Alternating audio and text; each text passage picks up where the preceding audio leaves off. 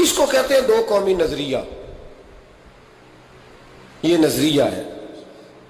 اسی کی بنیاد پر پاکستان بنا تھا کہ ہندو ایک الگ قوم ہے، مسلمان ایک الگ قوم ہے، ان کا اٹھنا بیٹھنا کھانا پینا ہم سے بالکل علیحدہ ہے اور ہمارا ان سے بالکل علیحدہ ہے. طرز زندگی، طرز معاشرت، معیشت کہیں ملتی نہیں ہندوؤں سے مسلمانوں. لہذا ہمیں ایک ایسا وطن چاہیے، ہمیں ایک ایسا وطن چاہیے جس وطن کے اندر مسلمان اپنے طریقے کے مطابق اٹھیں بھی، بیٹھیں بھی، چلیں بھی، سوئیں بھی. نماز پڑھنے کے لیے وطن نہیں بنایا گیا کہ ہم نے اذانیں دینی ہیں، نمازیں پڑھنی ہیں، جماعتیں کرانی ہیں. یہ کام ہندوستان میں آج بھی ہوتا ہے. وہاں مسجدوں میں اذان بھی ہوتی ہے، جماعت بھی ہوتی ہے، تلاوت بھی ہوتی ہے، مدارس بھی ہیں، مساجد بھی ہیں، عربی ادب بھی ہے، سارا کچھ ہے. وہ پریشان کرتے ہیں، اس سے قطع نظر کرتے ہیں، وہ تکلیف دیتے ہیں، لیکن پابندی نہیں ہے. یہ سارے کام وہاں بھی. پاکستان نماز کے لیے نہیں بنا، پاکستان تلاوت کے لیے فقط نہیں بنا، پاکستان نبی پاک کے نظام کے لیے بنا ہے کہ کچہری میں حضور کا دین نافذ کیا جائے گا، اسمبلی میں نبی پاک کا دین نافذ کیا جائے گا. حضرت عمر فاروق رضی اللہ تعالیٰ عنہ کے طریقوں کے مطابق حکمران اس ملک کو چلائیں گے. اس لیے پاکستان بنایا گیا تھا. اب تو کوئی یہ نعرہ نہیں نہ لگاتا، کوئی جماعت بھی یہ نعرہ نہیں لگاتی جتنی سیاسی جماعتیں ہیں. حالانکہ پاکستان کا نعرہ آج بھی ہر آدمی کو پتہ ہے کہ پاکستان کا مطلب کیا، لا الہ الا اللہ محمد رسول اللہ صلی اللہ تعالی علیہ. لیکن کوئی بھی سیاسی جماعت اب اس نعرے کو لگانے کو تیار، بلکہ اس نعرے سے کامتے ہیں سیاسی حکمران. ان کو ڈر آتا ہے، ان کو پتا ہے کہ جب پاکستان کا ترجمہ لا الہ الا اللہ محمد رسول اللہ ہوگا تو سب سے پہلے ہمارے لیے مشکل بنے.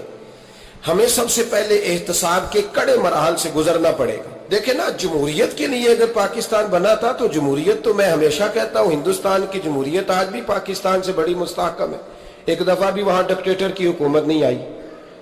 تو یہ جو ہمیں بتایا جاتا ہے، سبق پڑھایا جاتا ہے، ہماری نوجوان نسل آج تک ہر آدمی آتا ہے. میں نے کافی پہلے بھی کہا تھا کہ لوگ ہمیں نئے نئے نکات دیتے ہیں، کوئی 10 نکات دیتا ہے، کوئی 14 نکات دیتا ہے، کوئی 16 نکات دیتا ہے. ہمیں ضرورت نہیں تمہارے نکات کی، اس لیے کہ ہمیں سارے نکتے خطبہ حجت الوداع پہ نبی پاک نے عطا فرما دیے ہیں صلی اللہ تعالی علیہ وسلم. کسی نکتے کی ضرورت نہیں ہے. ہم حاجت نہیں محسوس کرتے. جب کوئی پارٹی منشور دیتی ہے، دستور دیتی ہے، تو میں تو حیران ہوتا ہوں کہ کیا کر رہے ہیں یہ لوگ. ہمیں ضرورت نہیں کسی منشور دستور کی. سارے منشور، سارے دستور، سارے قانون، ساری باتیں آمنہ کے لال ہمیں عطا فرما گئے ہیں. ضرورت نہیں ہے. پاکستان بنا تھا دو قومی نظریے کی بنیاد پر. نظریہ کیا ہے؟ لا الہ الا اللہ محمد رسول اللہ صلی اللہ تعالی علیہ. حکمران اس کو بھول گئے اور انہوں نے قوم کی ذہن سازی اس طرح کی، میڈیا کو ساتھ ملا کے بچوں کا ذہن اس طرح کا بنایا کہ قوم بھی تیار نہیں ہوتی. نظام مصطفیٰ صلی اللہ علیہ وسلم کے لیے قوم تیار، حالانکہ کافر کو آپ کی نماز سے کوئی مسئلہ نہیں. یورپ میں کبھی پابندی لگی ہے کہ مسجد نہ بناؤ؟ کبھی وہاں کسی نے کہا ہے قرآن پاک نہ لے کے آؤ؟ کبھی کسی نے کہا ہے؟ وہاں پابندی نماز پہ نہیں ہے. ان کو ڈر تو نظام مصطفیٰ سے آتا ہے کہ دین نافذ نہیں ہونا چاہیے. تو میرے بھائی، پاکستان ایک نظریاتی وطن ہے. جتنا دوڑ سکتے ہیں میں اور آپ دوڑ لیں، جتنا دوڑ سکتے ہیں. جہاں تک یہ قوم بھاگ سکتی ہے بھاگ لے. یہ اس چہرے کو اپنا لے یا اس چہرے کو اپنا لے یا اس کو آزما کے دیکھ لے. چونکہ اس وطن کی بنیاد کلمہ ہے تو یہاں سکون بھی اسی وقت آئے گا جب حکومت بھی کلمے والے رسول کی آئے گی صلی اللہ تعالی علیہ وسلم صلی اللہ تعالی. اور اسلام ہر جگہ یہ بتاتا ہے کہ ملک کس کے ہیں؟ اللہ کے. تو نظام کس کا ہونا چاہیے؟ اللہ کا، اللہ کے دین کا. دنیا کی سب سے بڑی ہجرت ہوئی تھی جب پاکستان بنا تھا. دنیا کی سب سے بڑی ہجرت. 10,000 عورتوں کی عزتیں لوٹی گئیں جب یہ وطن بنا. لاکھوں لوگوں نے جانوں کی قربانیاں دیں. ابھی 15-20 سال پہلے ہندوستان کا पंजाब का जो इलाका है उसको खोला गया तो एक कुएं से अभी भी हड्डियां मिली हैं जो सिखों ने काट कर मुसलमान कुएं पूरा भर दिया। इस तकलीफ के साथ वतन बना, किस लिए? जमहूरियत के लिए, हुक्मरानों के लल्ले तलल्ले के लिए, इनकी बड़ी कारों जीपों और मर्सिडीज के लिए, इसलिए कि यहां रोज नया बिल आएगा, आज गवर्नर राज है तो आज फलां है तो आज फलां है। ये सारी हुकूमतें अगर वही कानून जो अंग्रेज का बना हुआ है और वही सारी दफात जो आपके यहां नाफज है वही हिंदुस्तान में नाफज है तो बताया जाए फिर वतन क्यों बनाया गया था? फिर क्या जरूरत थी? ये सारे काम तो वहां भी हो रहे। इसलिए मेरे भाई वतन के नजरिए को समझे। वतन बना था ला इलाहा इल्लल्लाह मुहम्मदुर रसूलुल्लाह सल्लल्लाहु अलैहि वसल्लम। और इकबाल जो बानिए पाकिस्तान है, जो मुसव्वरे पाकिस्तान है, जो तस्वीर देने वाले हैं पाकिस्तान, उनसे किसी ने कहा था क्यों पाकिस्तान बनाना चाहते हो? हम जो एक मिल्लत जो है हिंदुस्तानी एक मिल्लत है, कौम है, तो क्या जरूरत है? तो इकबाल कहने लगे अपनी मिल्लत पर कयास अक़वाम मगरिब से न कर, खास है तरकीब में कौम रसूल हाशमी।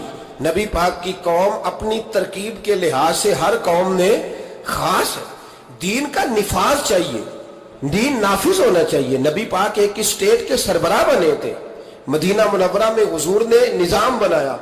आज मैं एक नई बात आपसे करना चाह रहा हूं।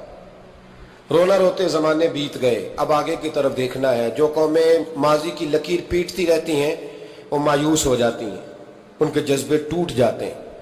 अब माजी को पीटने की बजाय मुस्तकबिल की रोशनी को देखना चाहिए।